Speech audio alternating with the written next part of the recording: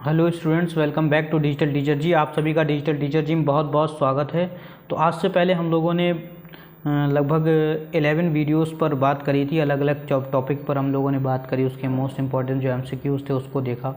और आज हमारी 12th वीडियो है जिसमें हम लोग नवीन इकाई स्थापना हेतु कानूनी वांछनीयताएँ, इन सब चीज़ों को हम क्या करेंगे, इस सब के बारे में आज जानेंगे। तो ये क्या होते हैं, इनके जो मोस्ट इंपॉर्टेंट एमसीक्यूज है उसके बारे में आज चर्चा करेंगे। तो हमारा पहला एमसीक्यूज आपकी स्क्रीन पर पहला प्रश्न क्या कह रहा है आपसे। पहला प्रश्न आपसे कह रहा है कि भारत में आर्थिक विकास हेतु अपनाया गया है। भारत में आर्थिक विकास हेतु क्या अपनाया गया है? तो मिश्रित अर्थव्यवस्था को अपनाया गया है। Option number C is a right answer. इसी के साथ नेक्स्ट क्वेश्चन नंबर सेकंड आपकी स्क्रीन पर। क्वेश्चन नंबर सेकंड देखिए आपसे क्या कह रहा है। क्वेश्चन नंबर सेकंड कह रहा है मिश्रित अर्थव्यवस्था का लक्षण है। मिश्रित अर्थव्यवस्था का क्या लक्षण है? तो इसका लक्षण है लोक क्षेत्र के साथ साथ सरकारी नियमन व नियंत्रण में निजी क्षेत्र का भी विकास के रूप में भागीदार होना। Option number C is a right answer. इसी के साथ नेक्स्ट क्वेश्चन नंबर 3 आपकी स्क्रीन पर। क्वेश्चन नंबर देखिए 3 आपसे क्या कह रहा है, वैधानिक वांछनीयताओं की पूर्ति के बाद स्थापित होती है कि इनकी पूर्ति के बाद क्या स्थापित होता है। तो इनकी पूर्ति के बाद क्या स्थापित होता है? सार्वजनिक क्षेत्र में स्थापित की जाने वाली इकाइयाँ, निजी क्षेत्र में स्थापित की जाने वाली इकाइयाँ, सहकारी क्षेत्र में स्थापित की जाने वाली इकाइयाँ। तो ये सभी स्थापित होती हैं। तो इसके सही ऑप्शन है ऑप्शन नंबर डी, उपयुक्त सभी। इसी के साथ फोर्थ क्वेश्चन आपकी स्क्रीन पर। फोर्थ क्वेश्चन क्या कह रहा है, सबसे ज़्यादा वैधानिक औपचारिकताएं पूरी करता है। सबसे ज़्यादा वैधानिक औपचारिकताएं निजी क्षेत्र में पूरी की जाती हैं। Option number B is a right answer. इसी के साथ नेक्स्ट क्वेश्चन नंबर 5 आपकी स्क्रीन पर। क्वेश्चन नंबर 5 क्या कहता है, संगठन में पूंजी के आधार पर व्यावसायिक इकाई होती है। पूंजी के आधार पर व्यावसायिक इकाई क्या होती है? तो ये 4 प्रकार की होती है। कितने प्रकार की होती है?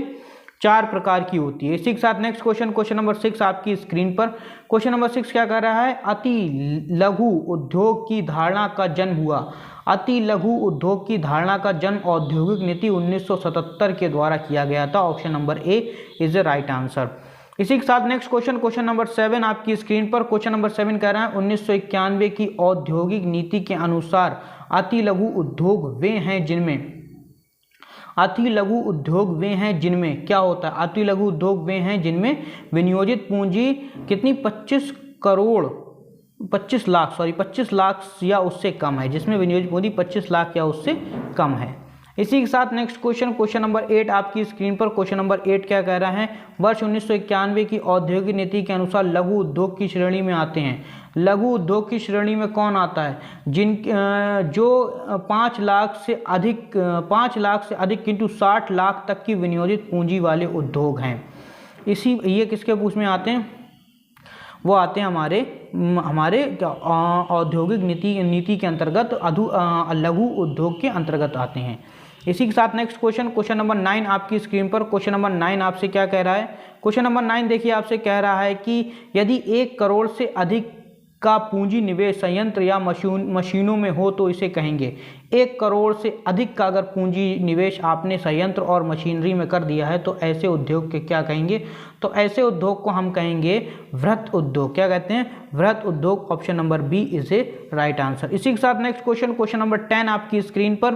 क्वेश्चन नंबर 10 कह रहा है एकल स्वामित्व की विशेषता है। एकल स्वामित्व की क्या विशेषता है? तो एकल स्वामित्व की विशेषता है सर्वाधिक प्रचलित तथा प्राचीनतम स्वरूप, व्यक्तिगत पूंजी का उपयोग, व्यक्तिगत योग्यता व बुद्धि का उपयोग व स्वतः जोखिम सहना।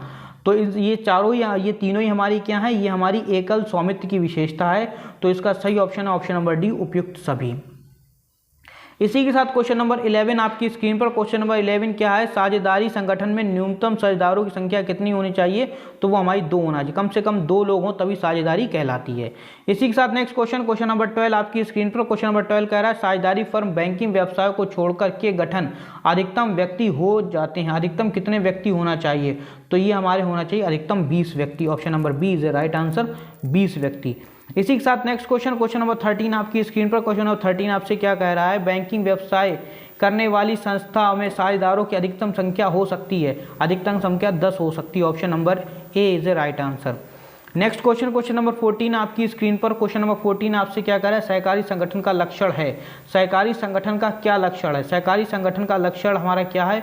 उद्यमियों का ऐच्छिक संघ, सामूहिक रूप से स्वयं का कोष, लाभार्जन के बजाय सेवा भाव का उद्देश्य। तो ये सभी हमारे सहकारी संगठन के लक्षण होते हैं। तो सही ऑप्शन नंबर डी, उपयुक्त सभी। इसी के साथ नेक्स्ट क्वेश्चन नंबर 15 आपकी स्क्रीन पर, हिंदू अविभाजित परिवार के व्यवसाय का लक्षण है। हिंदू अविभाजित परिवार के व्यवसाय का क्या लक्षण है? तो इसका लक्षण हमारा क्या है?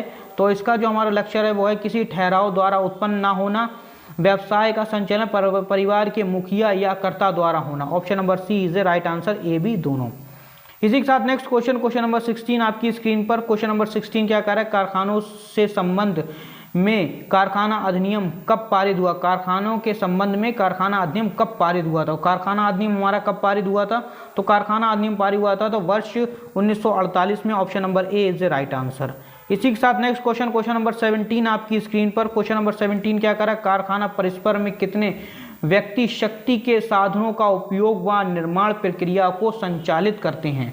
कितने लोग ऐसे होते हैं जो ऐसा कार्य करते हैं? तो इनमें होते हैं हमारे 20 या 20 से अधिक व्यक्ति। Option number C is the right answer, 20 या 20 से अधिक व्यक्ति।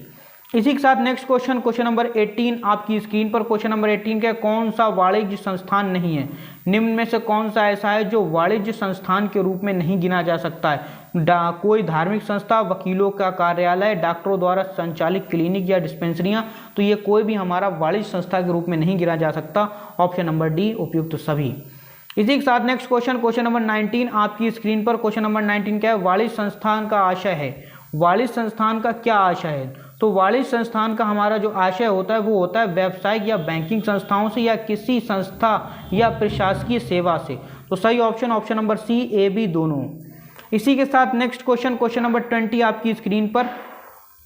देखिए क्वेश्चन नंबर 20 क्या कह रहा है? भारत के नवीन व्यावसायिक एवं औद्योगिक इकाई की स्थापना हेतु कौन सा अधिनियम की वैधानिक औपचारिकताओं को पूरा करना आवश्यक है? कौन सी वैधानिक औपचारिकताओं को पूरा करना आवश्यक होता है?